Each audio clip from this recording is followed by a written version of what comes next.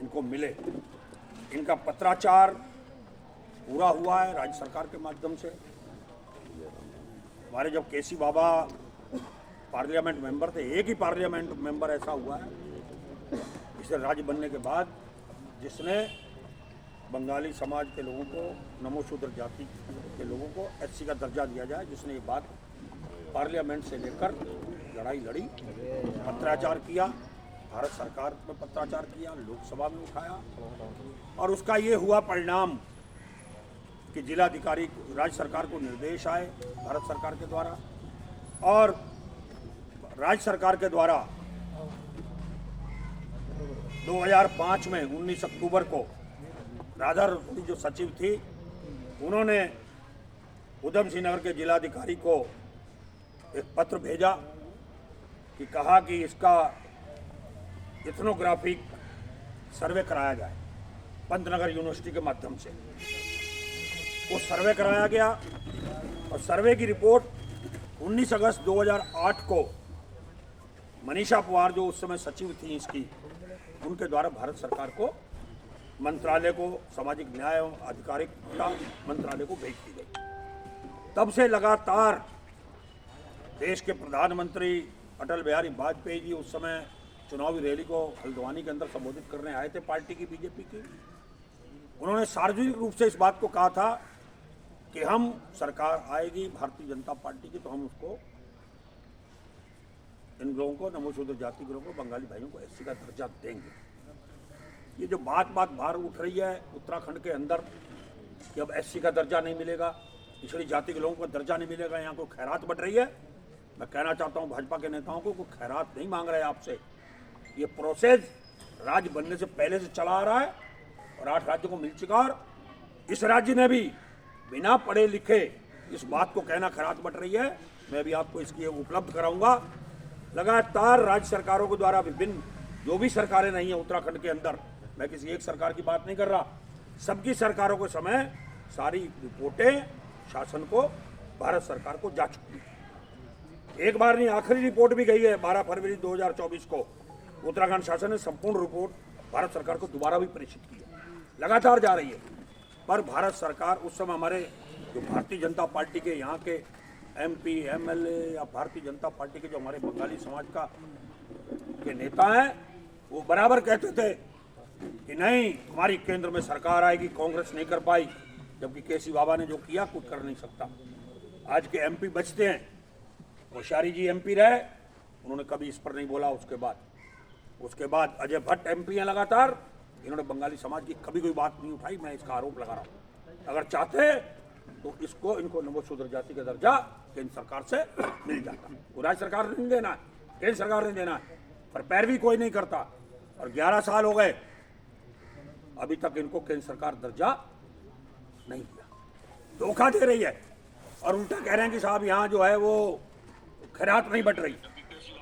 ये राज्य सबका राज्य है, हिंदू, मुस्लिम, सिख, ईसाई सबका राज्य है, हर जाति धर्मों का राज्य है, हर वर्ग का ये राज्य है।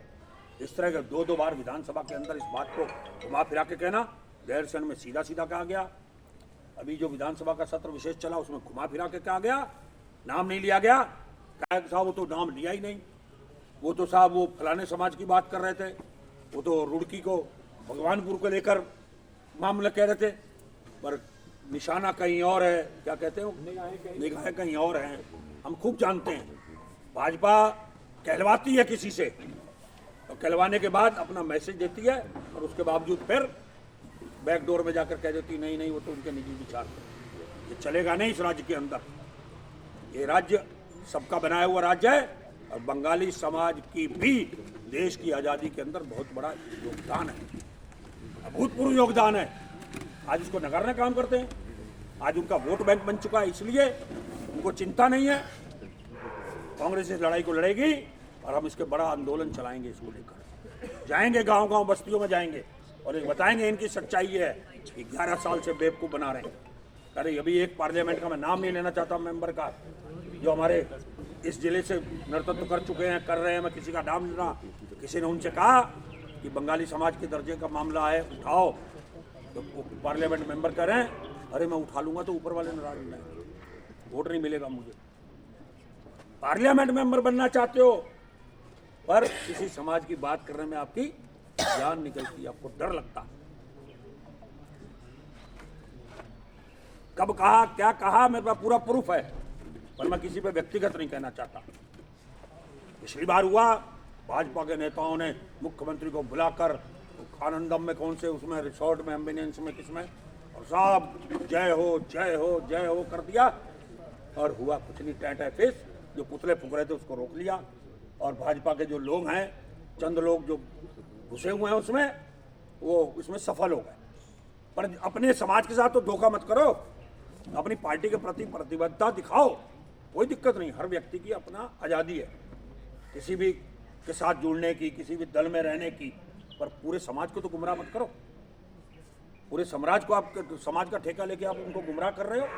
आओ साथ में खड़े हो जाओ, कहो ना कि हमारे साथ जाति हो रही है। उस समय तो कहते थे हमारी सरकार आएगी तो हम दिलाएंगे, कांग्रेस नहीं दे रही। अब तो तुम्हारे आप बाजी चल रही है लगातार, हाथ में 15 साल के लिए तुम्हें मिली हुई है लोकसभा, तुम्हारे पार्लियामेंट मेंबर तुम्हारे जीत रहे हैं लगातार। यहाँ से केसी बाबा जी के बाद तुम्हारा युग शुरू हुआ, तुम्हारे एमपीओ का लगातार जीत रहे हैं, क्यों नहीं? यहाँ भी सभा डबल इंजन की सरकार, 3 इंजनों की सरकार, यहाँ भी तुम्हारा मेयर, तुम्हारी सरकार, क्यों नहीं उठाते हो? कोई सुनने वाला नहीं। तो मैं ये कहना चाहता हूँ कि ये लड़ाई कांग्रेस लड़ेगी, इसको हम शांत नहीं अब होने देंगे किसी भी सूरत से। एक बार बंगाली समाज के हमारे साथियों के किसी जमाने में वोट कट गए थे, वोटर लिस्ट से गायब कर दिया गया था, तब मैंने पद यात्रा की थी बहुत बड़ी, दिनेशपुर से लेकर जाफरपुर, सारे जिला अधिकारी, बड़े बड़े अधिकारियों को आना पड़ गया था। हमने कई घंटे का जाम लगाया था, 7-8 हज़ार लोग मेरे साथ थे, नाम जुड़े थे। इसके लिए जरूरत पड़ेगी तो हम बंगाली समाज के क्षेत्रों में पद यात्राएँ भी करेंगे, उनको जोड़ेंगे, और इस लड़ाई को अब कांग्रेस अपने हाथों से लड़ेगी। अगर बंगाली